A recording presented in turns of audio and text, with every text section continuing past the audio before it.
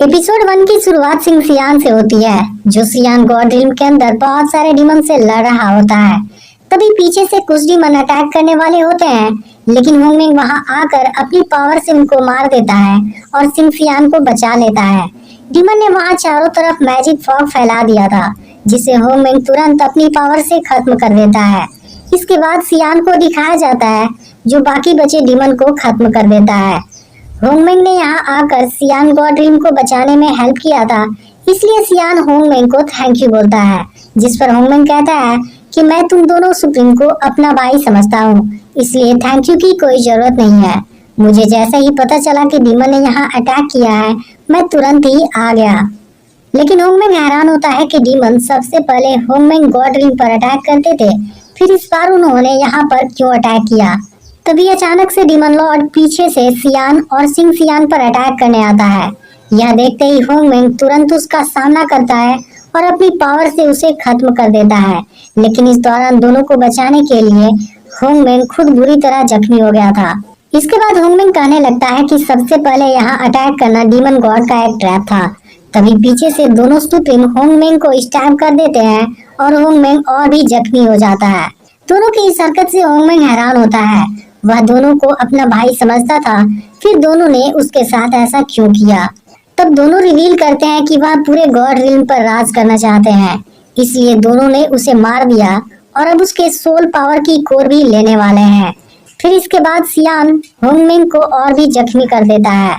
तब होंगमेंग सिंह सियान से अपनी वाइफ को छोड़ देने के लिए रिक्वेस्ट करता है, जिस पर सियान कहता है कि हम उसे भी नहीं छोड़ने वाले हैं और साथ में तुम्हें हमेशा के लिए पुनर्जन्म का कर्ज भी देने वाले हैं। यह सुनकर होंगमेंग गुस्से में कहता है कि मैं तुम दोनों को नहीं छोड़ूंगा, लेकिन अगले ही पल सियान उसे मार देता है और अब होंगमेंग की सोल कोर बाहर आ जाती है। उसकी सोल कोर बहुत ही स्ट्रॉन्ग थी, इसलिए सिंह सियान और सियान तुरंत ही उसे पुनर्जन्म का कर्ज दे देते हैं, ताकि होंगमेंग का नामो निशान खत्म हो जाए।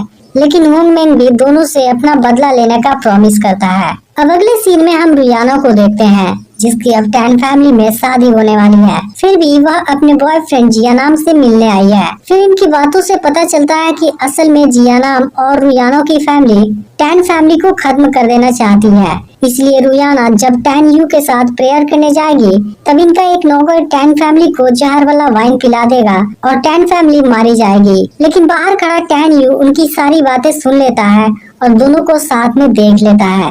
आज टैन यू को पता चल जाता है कि रुयाना उसे चीट कर रही थी और वह दुखी हो जाता है। इसके बाद जिया नाम टैन यू का मजाक उड़ाने लगता है और उसकी फैमिली को बर्बाद करने के बारे में बात करने लगता है। तब टैन यू भी गुस्से में कहता है कि मेरे होते हुए कोई भी मेरी फैमिली को कुछ नहीं कर सकता। उसकी यह बात सुनते ही जिया नाम भी गुस्सा हो जाता है और टैन यू को पीट कर अधमरा कर देता है। यह देख रुयाना घबरा जाती है। तब जिया नाम कहता है कि तुम्हें डरने की कोई जरूरत नहीं है।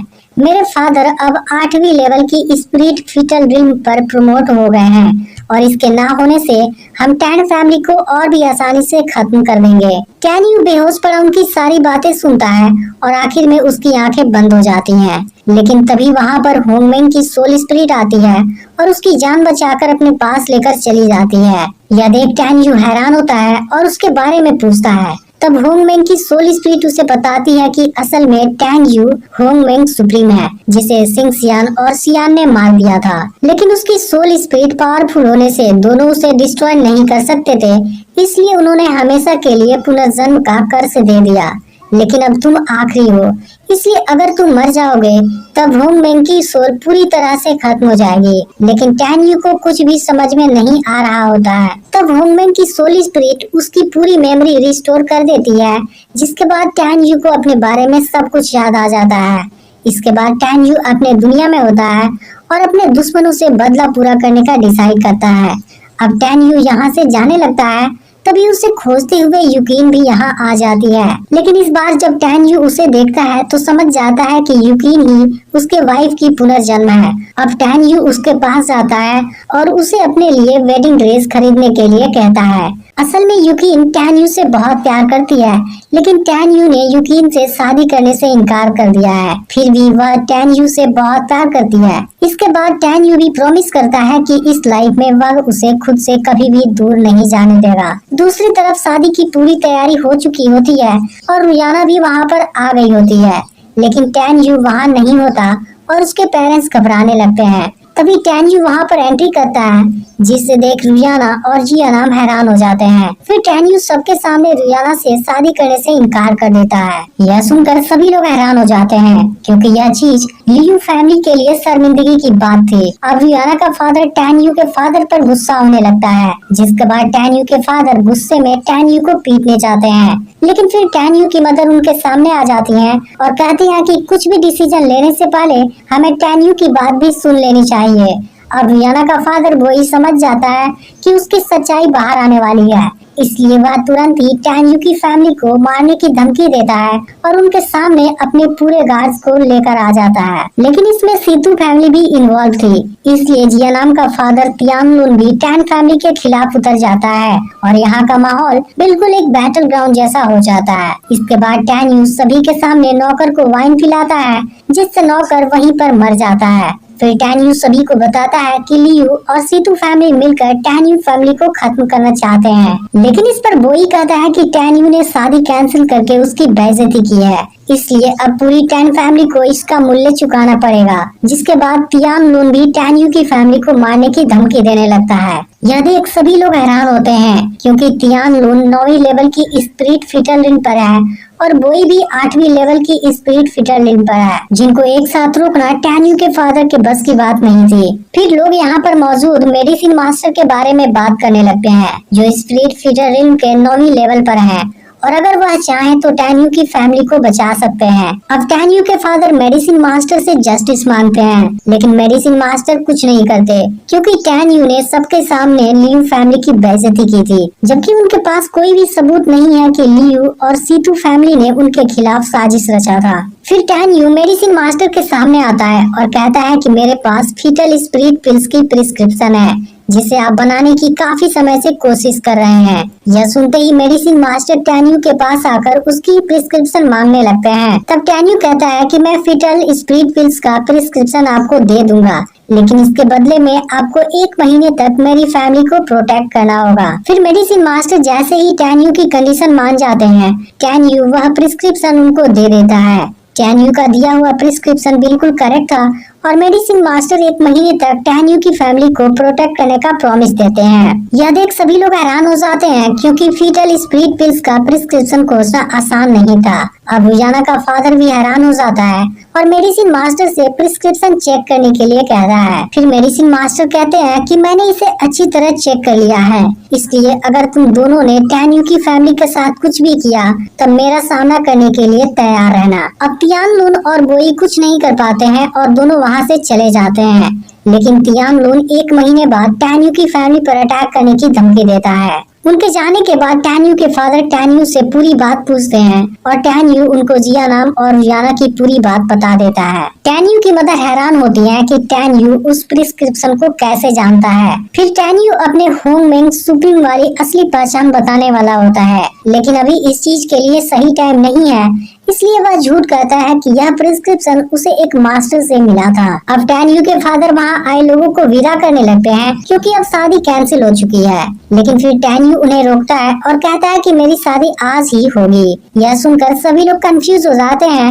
और उसकी मदर को लगता है कि टैन यू की तबीयत सही नहीं है। फिर टैन यू अपने फादर के सामने युकीन से शादी करने का प्रपोजल लगता है, जिसे सुनते ही युकीन हैरान हो जाती है और उसके हाथ से वेडिंग ड्रेस नीचे गिर जाता है। लेकिन अब टैन यू की मदर इसके लिए रेडी नहीं होती, क्योंकि उन्होंने पहले युकीन से ही उसकी शादी कराने की पूरी कोशिश की थी, लेकिन उस समय टैन यू ने मना कर दिया था।